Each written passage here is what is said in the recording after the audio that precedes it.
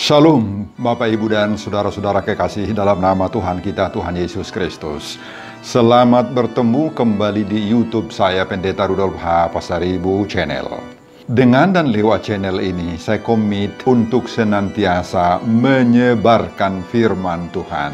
Karena saya percaya berlandaskan Yesaya pasal 55 ayat 11 bahwa firman Tuhan yang saya dan bahkan Bapak Ibu dan saudara-saudara ikut juga sebar lewat apapun juga termasuk lewat video ini tidak akan kembali dengan sia-sia, tetapi bekerja sendiri lewat kuasa dan berkat urapan Roh Kudus. Mari Bapak Ibu, saya ajak saudara-saudara semuanya untuk membantu saya menyebarkan firman Tuhan dari Nats Khotbah di Minggu Letare tanggal 22 Maret 2020 ini dari Mazmur pasal 69 ayat 30 sampai dengan ayat 37 dengan cara mensubscribe agar otomatis Bapak Ibu dan saudara-saudara akan dapat setiap video-video yang saya upload di YouTube.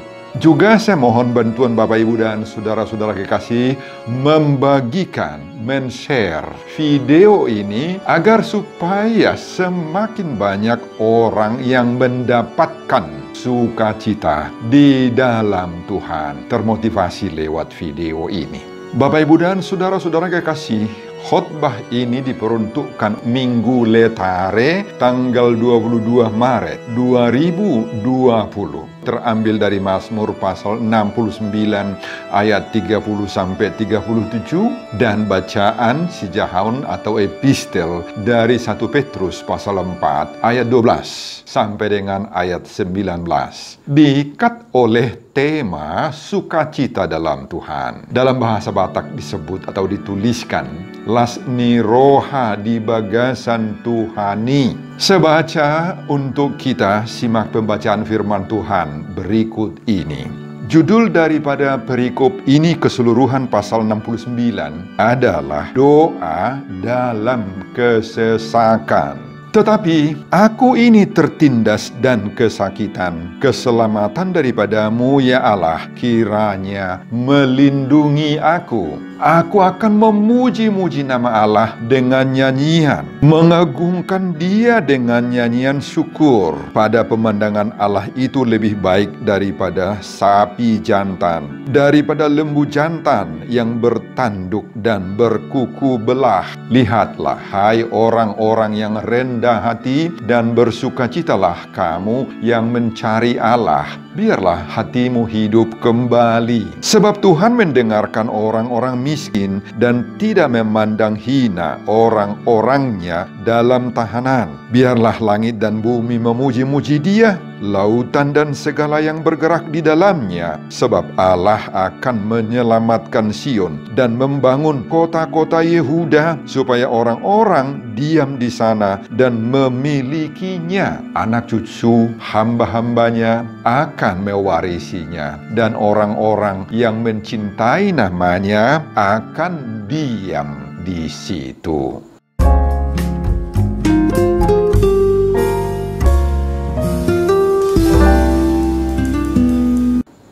Bapak Ibu dan saudara-saudara kekasih, khotbah ini diperuntukkan dalam Minggu Letare tanggal 22 Maret 2020.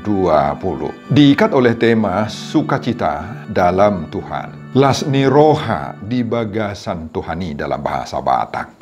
Saudara-saudara, Minggu tanggal 22 Maret 2020 adalah disebut dengan Minggu Letare. Arti daripada kata letare itu adalah bersukacitalah, yang didasarkan pada Yesaya pasal 66 ayat 10a. Saudara, khotbah yang diperuntukkan untuk Minggu Letare 22 Maret 2020 ini adalah menyangkut tentang penderitaan. Sekali lagi Bapak Ibu, penderitaan. Sebab kita sudah memasuki minggu-minggu pasion daripada Tuhan Yesus dan menjelang peringatan akan kematian dan kebangkitannya. Di Minggu Letare ini pada dasarnya menyuarakan dan mengajak serta mendorong kita untuk bersukacita atau bergembira. Mungkin kita akan bertanya, apa hubungan antara nama minggu kita Letare, bersukacita itu, dengan perikop yang adalah tentang penderitaan?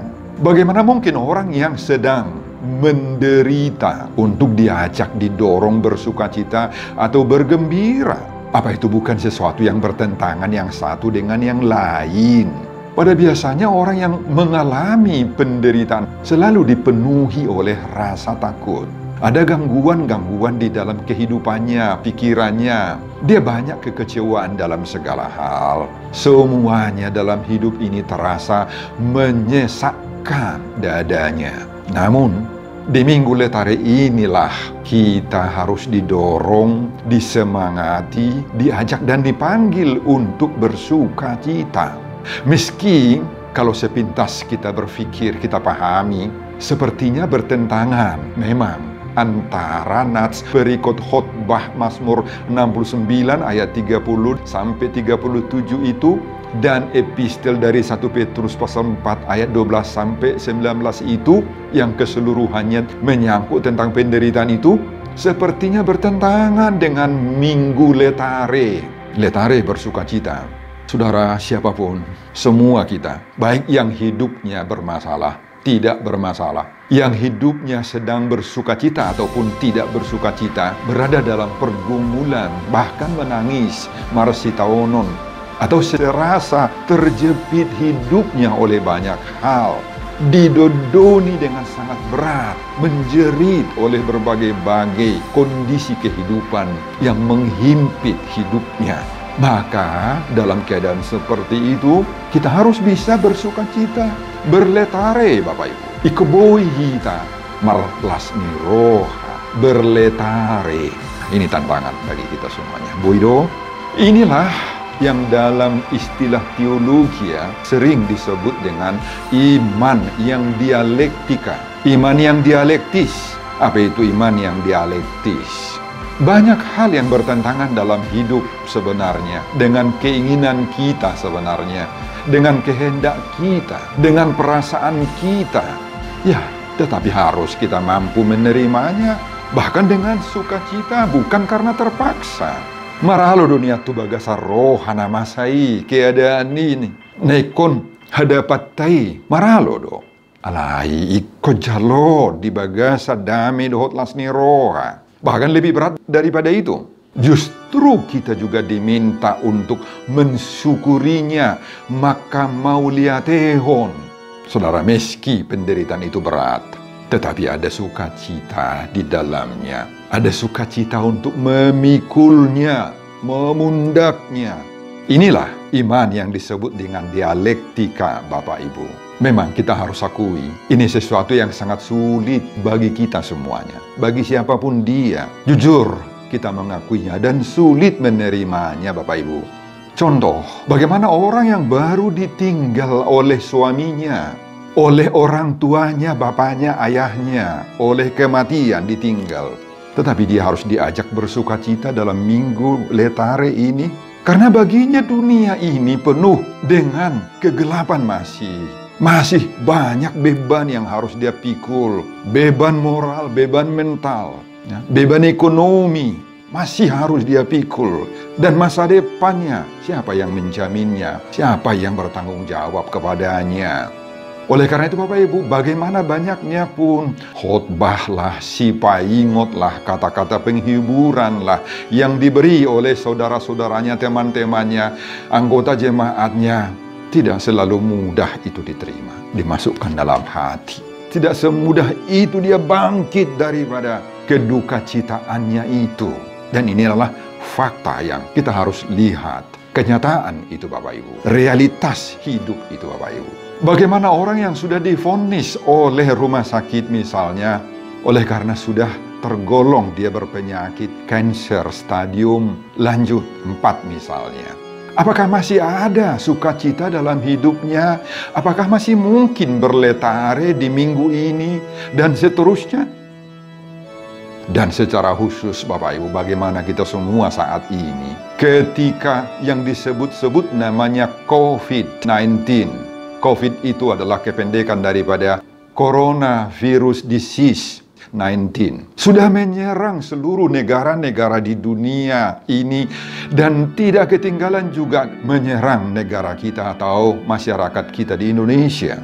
Virus ini ternyata tidak hanya merusak kesehatan, bahkan mematikan hidup manusia saja, justru merusak seluruh segi-segi tatanan kehidupan kita. Merusak perekonomian, perkembangan ekonomi, merusak perkembangan politik, merusak perkembangan tatanan kenegaraan, merusak industri, apakah itu industri pariwisata, industri hiburan, pelesiran, dan sebagainya, dan sebagainya. Virus yang jahat ini Bapak Ibu merusak pelaksanaan sistem pendidikan juga, khususnya di berbagai-bagai provinsi di Indonesia. Sudah memutuskan supaya dalam mulai hari Senin yang lalu 16 sudah diliburkan sampai dengan 2 minggu ke depan. Dan mereka bisa belajar di rumah, mengikuti atau membuka modul-modul yang dikirim oleh sekolahnya kepada masing-masing murid-murid itu.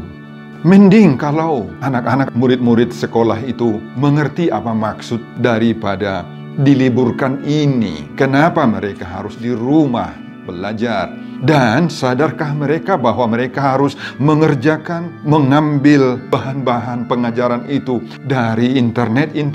Atau tidak semua orang ada fasilitas untuk membuka sarana dan prasarana internet itu. Bagaimana kalau sebaliknya justru anak-anak itu melaksanakan yang lain di rumahnya, merasa happy, menganggapnya kesempatan untuk bersantai-santai saja, bahkan kebanyakan tidur, atau mungkin juga dianggap itu merupakan suatu kesempatan untuk pergi dengan enak ke mall, dengan pelesiran, dengan ngumpul-ngumpul kepada sesama teman, bahkan juga buat geng-geng selama 2 minggu. Saudara-saudara, merusak banyak segi-segi kehidupan kita. Virus Corona Disease 19 ini Bapak Ibu. Virus ini juga merusak pelaksanaan ibadah, pelaksanaan dan praktek-praktek agama dan lain-lain. Sudah ada anjuran agar semua pertemuan-pertemuan ibadah formal dilakukan saja di rumah. Bahkan atau tidak dilakukan sama sekali, ditiadakan sama sekali saja dulu, supaya tidak terjadi kumpul-kumpul, karena dengan kumpul-kumpul itu interaksi bisa menyebarkan coronavirus disease ini. Ada ibadah yang selama ini berlangsung di kantor-kantor tertentu setiap hari Jumat.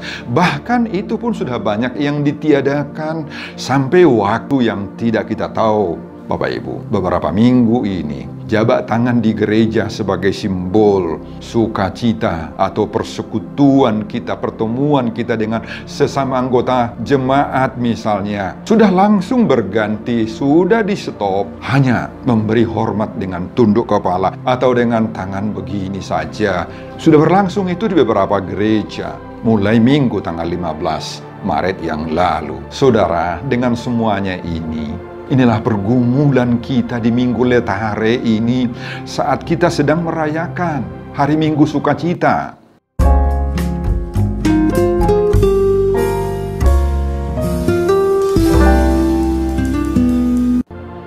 Bagaimana kita berletare, bersukacita dalam minggu ini dan bahkan sesudah minggu ini, karena kita tidak tahu persis sampai kapan semuanya ini berakhir.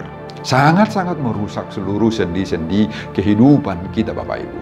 Saudara, mari kita camkan dulu apa yang terkandung dalam topik Minggu Letare 22 Maret 2020. Di sana disebutkan sukacita dalam Tuhan.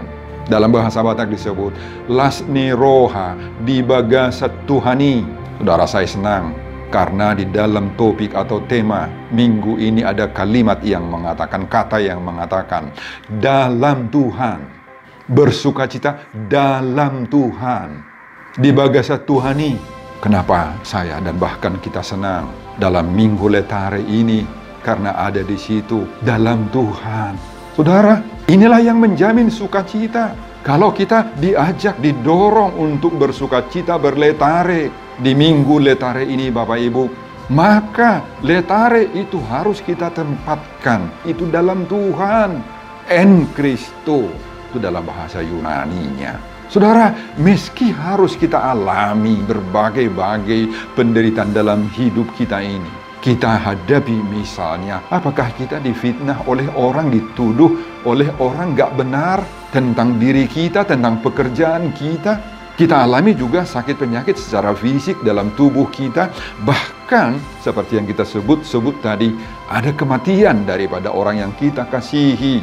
Mertuakah, atau istri, atau suami, atau orang tuakah yang sudah meninggalkan kita lewat kematian? Bermacam-macam penderitaan yang harus kita hadapi. Tetapi bagaimana kita menghadapinya supaya di dalam sukacita? Hanya di dalam Tuhanlah semuanya itu bisa kita alami, kita praktekkan, kita terima, kita lakukan, Bapak Ibu. Hanya di dalam Tuhanlah letare itu kita terima, kita laksanakan. Meskipun hidup kita dalam suasana pahit, suasananya bertentangan dengan naluri kita, dengan keinginan, dengan perasaan manusiawi kita. Ya, secara khusus dalam menghadapi menyerbaknya COVID-19, coronavirus disease 19 ke seluruh dunia ini, termasuk ke daerah kita di Indonesia ini, di mana-mana pun.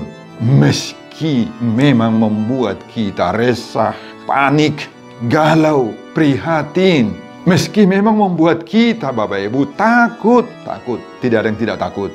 Meski virus yang satu ini sangat-sangat membatasi persekutuan kita sekarang, ibadah pertemuan-pertemuan orang percaya sekarang, bahkan juga murid-murid sekolah, atau dibatasi kita untuk mendapatkan pertemuan-pertemuan dengan berbagai-bagai orang yang kita kasihi lewat hiburan-hiburan dan lain-lain. Dibatasi seluruhnya itu. Pertandingan-pertandingan olahraga juga dibatasi, bahkan di stop. Saudara, namun iman Kristen kita mengajarkan kita bahwa segala sesuatu dalam hidup ini adalah di bawah kendali daripada Tuhan, di bawah pemeliharaan, di bawah urusan komando dan ketentuan daripada Tuhan sendiri. Ingat itu, Bapak Ibu. Ingat bahwa semua yang terjadi dalam hidup kita ini adalah di bawah komando ketentuan daripada Tuhan sendiri. Virus-virus yang bagaimanapun hebatnya, yang mampu katanya berusak, dan memang sudah terbukti banyak merusak kehidupan, mematikan nyawa manusia, termasuk orang-orang di Indonesia. Tetapi ingat, hidup manusia bukan tergantung kepada virus manapun, bukan tergantung kepada COVID, coronavirus disease 19. Tidak sama sekali, Bapak Ibu. Amin. Tidak sama sekali. Bukan tergantung kepada itu hidup kita. Ingat, Bapak Ibu dan saudara-saudara, apa kata Paulus pada Roma pasal 14 ayat 7 dan ayat 8. Ayat 7 dikatakan, sebab tidak ada seorang pun di antara kita yang hidup untuk dirinya sendiri, dan tidak ada seorang pun yang mati untuk dirinya sendiri.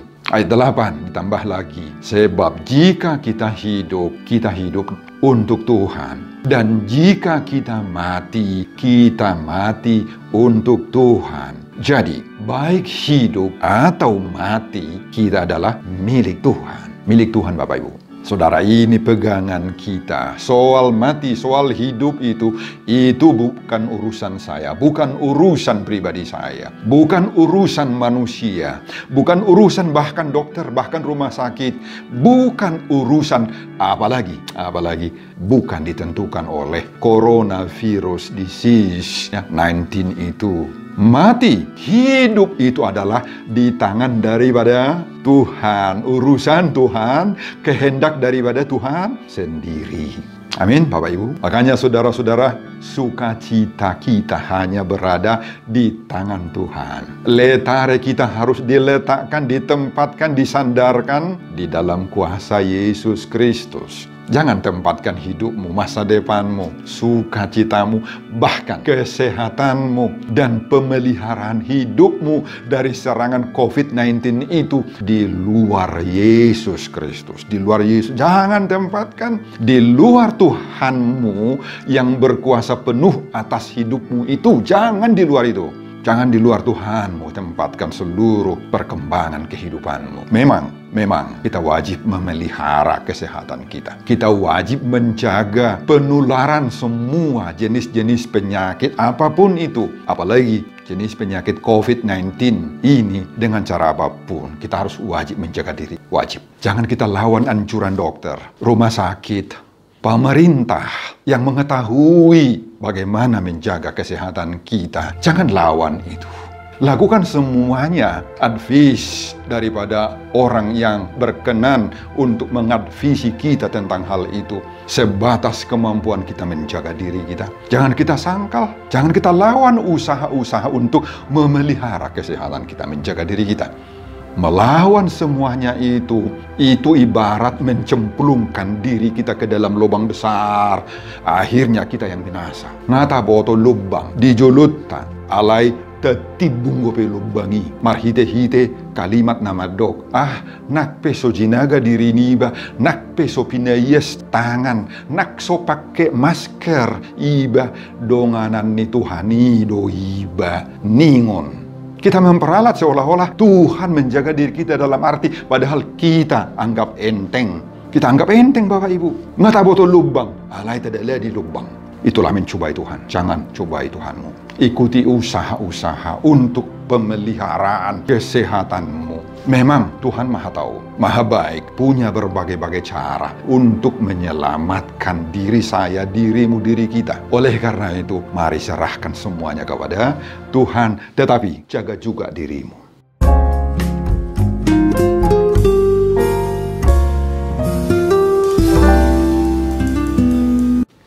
Saudara, sudah jelaslah bagi kita sekarang arti dan makna untuk merayakan Minggu Letare ini bagi kita Bapak Ibu dalam topik sukacita di dalam Tuhan. Yang mustahil bagi kita tidak mustahil bagi Tuhan. Tidak ada yang mustahil bagi Tuhan. Yang tidak mungkin bersukacita menurut ukuran kita karena terlalu banyak yang membuat kita pedih, sedih, menangis, tarilu-ilu, merintih, menjerit, mengaduh dalam hidup ini. Tetapi semuanya itu tidak akan menghalangi sukacita kita. Asal kita hidup di dalam Kristus, in Kristus. Sukacita itu kita letakkan di dalam Yesus Kristus. Amin. Amin Bapak Ibu.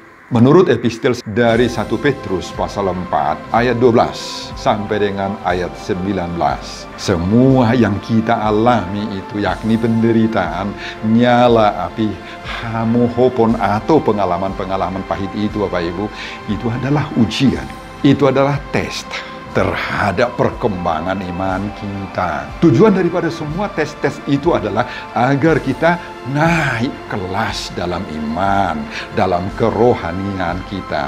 Naik tingkat kerohanian kita ke tingkat yang lebih tinggi. Agar grade daripada porsiun kita, iman kita semakin brilian. Meski harus menghadapi masa-masa sukar, masa-masa sulit, masa-masa yang rumit sekali, tetapi disitulah kesempatan bagi kita untuk menaikkan kehidupan kerohanian kita. Asal mau kita bengit. Saudara, Mazmur 69 ayat 30 sampai 37 khotbah di Minggu Letare ini semakin menyempurnakan sukacita kita. Karena pengalaman pemazmur Daud sendiri memberi pelajaran yang berharga bagi kita. Bagaimana kita menghadapi masa-masa sulit di dalam iman, dalam kehidupan kita. Mari kita coba telusuri dulu, mulai dari ayat-ayat permulaan dari pasal 69 ini. Pada ayat 1, Daud mengakui terus terang bahwa hidupnya sangat-sangat memprihatinkan. Mulai dari ayat 2 dan seterusnya, Daud menuturkan semua pengalaman-pengalaman pahit itu yang menerpa kehidupannya. Saudara, dalam satu kata disebut menderita, keadaan yang tragis. Dalam bahasa Batak mungkin lebih pas, dangol, jala marsikor. Kedua kata ini, kata dangol dan marsikor ini Bapak Ibu, sangat sulit diterjemahkan ke dalam bahasa Indonesia. Tetapi mengandung makna yang begitu sedih, begitu pedih, begitu menderita. Itulah keadaan daripada pemazmur. Ya, memang sukar dipahami dan dibayangkan kenapa Daud yang adalah seorang raja besar, sangat dihormati, kaya dalam kehidupan material dan moral, berkecukupan dalam segala hal. Ya, bahkan terkenal, disegani oleh banyak orang, tetapi mengalami keadaan yang tragis seperti itu. Mengalami pergumulan penderitaan yang berat, dangol, marsikor-sikor. Ya, sulit memang dipahami. Tetapi mari kita dalami dulu keadaan itu. Pada ayat 2, ayat 3 disebut, inilah keadaan daripada pemazmur saat itu. Sebab air telah naik sampai ke leherku. Aku tenggelam ke dalam rawa yang dalam. Tidak ada tempat untuk bertumpuh. Aku telah terperosok ke air yang dalam. Gelombang pasang menghanyutkan aku. Saudara, inilah gambaran hidup daripada pemazmur, Bapak Ibu. Seperti seorang yang tenggelam ke dalam rawa yang dalam. Rawa yang dalam tenggelam. Seperti terperosok dan diterpa oleh gelombang-gelombang pasang yang membawa dia kepada hanyut. Bapak Ibu, inilah gambaran kehidupan daripada pemazmur. Sangat-sangat menderita. Betul-betul dangol marsikor kehidupannya saat itu. Saya kira hidup kita nggak sampai seperti yang dialami oleh Daud atau pemazmur ini.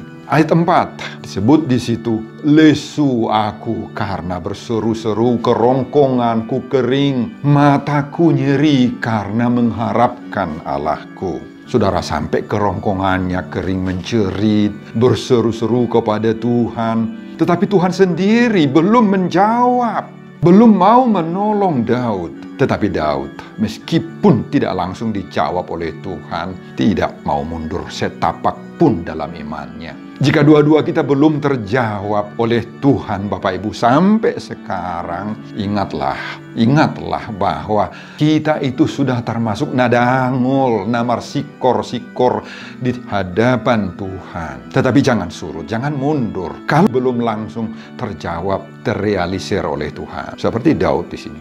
Di ayat 5 ada 3 hal yang dialami oleh Daud. Katakan di situ yang pertama, banyak orang yang membenciku tanpa alasan. Tanpa alasan. Bahkan digambarkan orang yang membenci itu lebih banyak daripada rambut di kepalaku, katanya. Yang kedua, besar jumlah orang yang hendak membinasakan dan memusuhi aku tanpa sebab, kata Daud. Ketiga, saya dipaksa mengembalikan yang tidak saya rampas. Artinya itu ditodong, ditipu, dikuras. Saudara, inilah hacitni pengalaman daripada Daud itu sendiri. Di ayat 8, Daud menanggung cela, noda yang meliputi mukanya. Itu termasuk daripada saudara-saudaranya sendiri, keluarganya sendiri. Itu dituliskan dalam ayat 9 juga.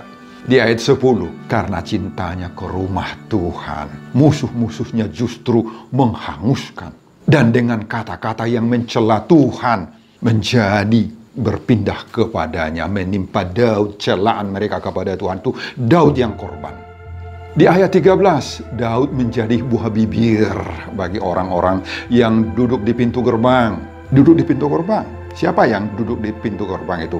Donga Sahuta, kawan sekampung itu. Dan dengan kecapi peminum-peminum mengolok-olok aku, kata Daud. Saudara, itulah penderitaan hina dangol yang membuat Daud marsikor-sikor dalam hidup ini.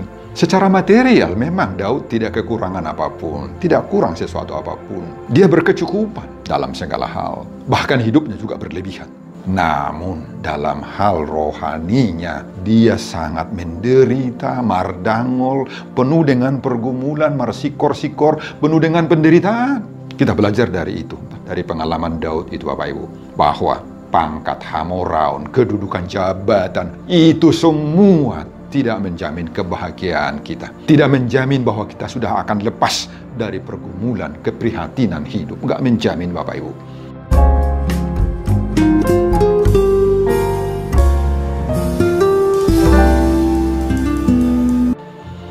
Bagaimana sikap Daud menghadapi semua pergumulan, penderitaan, padang ngolon, dan keadaan namar sikor-sikor itu, Bapak Ibu? Bagaimana sikap Daud? Dari nats khotbah kita ini, ayat 30-37 lah jawabannya. Itulah jawabannya. Dari ayat 30 kita temukan sikap Daud yang pertama, yakni apa? Disebut di situ. Tetapi aku ini tertindas dan kesakitan, keselamatan daripadamu ya Allah kiranya melindungi aku. Dalam bahasa Batak ditulis, Saipati bulon nihatuaun mido au sugut ali debata. Bapak Ibu, ini menunjukkan bahwa Daud tidak mau putus asa, tidak putus semangat, dan mandiri dalam segala menghadapi penderitaan, ketertindasan, dan kesesakan yang sedang dihadapinya. Daud tidak putus asa. Dia tetap berharap bahwa keselamatan akan datang dari Tuhan sendiri. Dia berkeyakinan yang mantap bahwa Tuhan tidak pernah meninggalkan dia, apalagi merasa membiarkan dia menderita, membiarkan dia gadap, tersiksa, dan sande. Tuhan tidak membiarkan hal-hal seperti itu dalam hidupnya. Daud percaya. Saudara-saudara, sebabnya justru memang dia yakin dan percaya bahwa masa depannya akan tertolong, akan diperbaiki, direnovasi, diperindah oleh Tuhan. Dia percaya bahwa masa depannya akan cemerlang, bahwa keadaan ketertindasannya yang sekarang dia hadapi itu segera akan berakhir. Walaupun sampai saat dia menuliskan ini belum berakhir. Saudara, ini harus kita pelajari. Optimismenya sangat tinggi, sangat kuat. Dia percaya betul bahwa Tuhan sanggup memulihkan dirinya, memulihkan keadaannya dan masa depannya. Saudara, tiru ini Daud. Optimisme seperti ini perlu kita bangun dalam diri kita, Bapak Ibu. Dalam bahasa Batak disebut tadi, Saipati bulon nihatuaun mido au sugut ali debata. Jadi, bagi orang yang terus berharap dan bersandar kepada Tuhan itu, tidak selama-lamanya penderitaan itu, keadaan pahit itu, tidak selama-lamanya, tidak menerus, tidak terus-menerus menerpa hidupnya. Dan ini mengingatkan kita, Mazmur 9 ayat 19, sebab bukan untuk selamanya seterusnya orang miskin itu dilupakan, bukan untuk selamanya hilang harapan orang sengsara. Saudara, mari kita bangun sekali lagi, terus semangat kerja kita, bangun pengharapan akan masa depanmu. Dari ayat 31-32 kita temukan sikap Daud yang kedua. 31, aku akan memuji-muji nama Allah dengan nyanyian mengagungkan Dia, dengan nyanyian syukur. Ayat 32, pada pemandangan Allah itu lebih baik daripada sapi jantan, daripada lembu jantan yang bertanduk dan berkuku belah. Dalam bahasa Batak disebut pujioku magoar ni debata marhite-hite ede. Jala pasanga poku maibana marhite-hite puji-pujian. Saudara, kita disadarkan, dibangkitkan kembali, disemangati kembali oleh sikap Daud bahwa orang yang sedang menghadapi tantangan dan pergumulan itu jangan berhenti, jangan putus asa, jangan menunggu-nunggu saja, jangan jadi kaku, jangan bengong-bengong sendiri kita kayak tidur saja. Enggak. Kita jangan mau dihimpit terus, didodoni, dipesimiskan oleh pergumulan itu. Kita harus bangkit, semangat baru, yakni memunculkan nyanyian, pujian, bangunkan ibadah pribadi kita, syukuri apa yang terjadi dalam hidupmu. Sebagai ganti berkeluh kesah, sebagai ganti bersungut-sungut, sebagai ganti patah semangat, maka kita jangan berhenti untuk memuji, membesarkan nama Tuhan. Meski bertubi-tubi datangnya sindiran, cemoohan orang, ketidakadilan dalam hidup kita, kita rasa seperti Daud tidak akan pernah berkeluh kesah. Sebaliknya justru menaikkan pujian, mengagungkan nama Tuhan. Nah, kesanalah dia lari, Bapak Ibu. Karena apa? Karena dalam pujian, dalam ibadah itulah dia disemangatkan kembali, terbangun kembali pengharapan akan masa depannya. Oleh karena itu kita harus mampu membangkitkan semangat bagi diri kita sendiri. Gak usah harapkan orang lain untuk membangun semangatmu. Justru orang lain itu belum tentu menyukaimu. Orang lain itu banyak yang menghendakimu kolaps, konyol, down. Banyak. Ingat, kalau sekarang doamu belum terjawab, Tuhan dengar semua rintihanmu, nyanyianmu, syukurmu, ibadahmu. Kamu hanya tinggal menunggu waktu Tuhan saja yang terbaik untuk menerima apa yang sedang kamu pergumulkan. Itu, amin Bapak Ibu. Doamu akan dijawab. Meski tidak sekarang, nanti terserah waktunya kepada Tuhan. Jadi, jangan malas beribadah. Jangan malas berdoa, jangan malas pergi ke pertemuan syukur, beribadah, sermon, tupar tangyangan, tupar mingguan. Jangan malas, sebab di sanalah kamu dibangunkan semangat. Dari ayat 33-34 kita temukan sikap Daud yang ketiga, yakni apa? Lihatlah, hai orang-orang yang rendah hati dan bersukacitalah kamu yang mencari Allah. Biarlah hatimu hidup kembali. Tuhan mendengarkan orang-orang miskin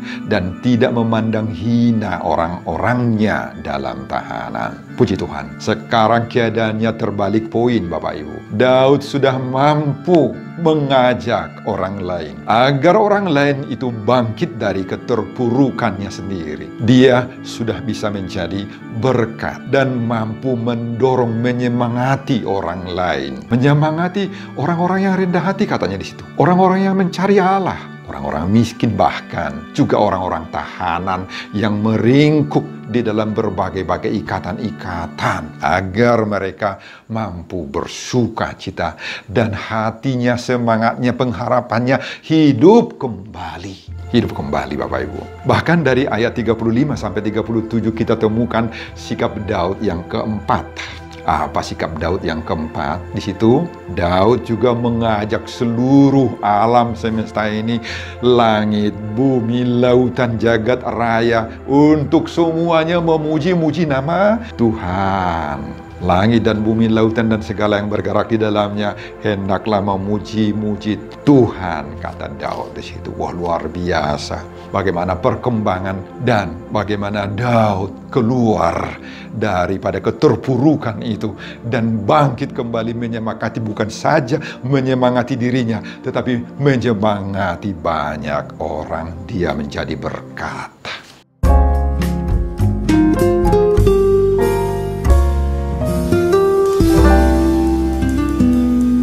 Saudara, turpuk epistel si Jahaun di Minggu Letare dari 1 Petrus pasal 4 ayat 12 sampai dengan ayat 19. Sama seperti pemazmur Daud, Petrus juga memberi kita semangat dan penguatan rohani agar kita sungguh-sungguh mampu bersuka cita, berletare, meski harus menghadapi pergumulan-pergumulan yang sangat berat. Kenapa? Karena menurut Petrus, semuanya penderitaan dan pergumulan itu akan menjadikan iman kita semakin hebat, semakin brilian, semakin murni, seperti Mazmur nih. Bapak, Ibu, dan saudara-saudara, marilah kita juga semuanya berletare, bersuka cita, sebagaimana topik minggu kita, Minggu Letare 22 Maret 2020, sukacita di dalam Tuhan.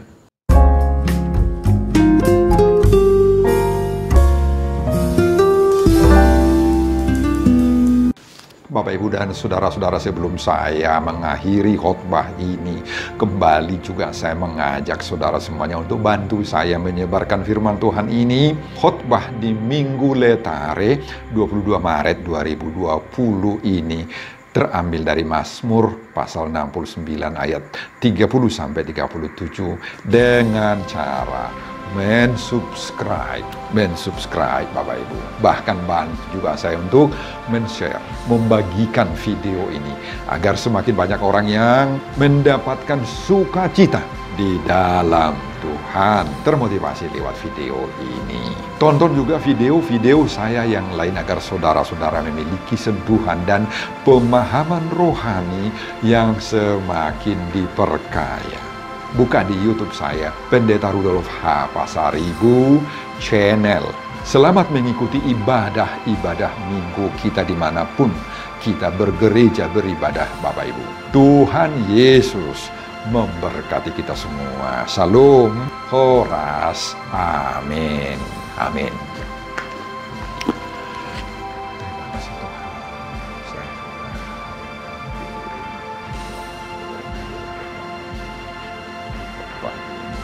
Berkati pendengarnya, jemaat semua, dalam nama Yesus, saya berdoa mengucap syukur, terima kasih Tuhan.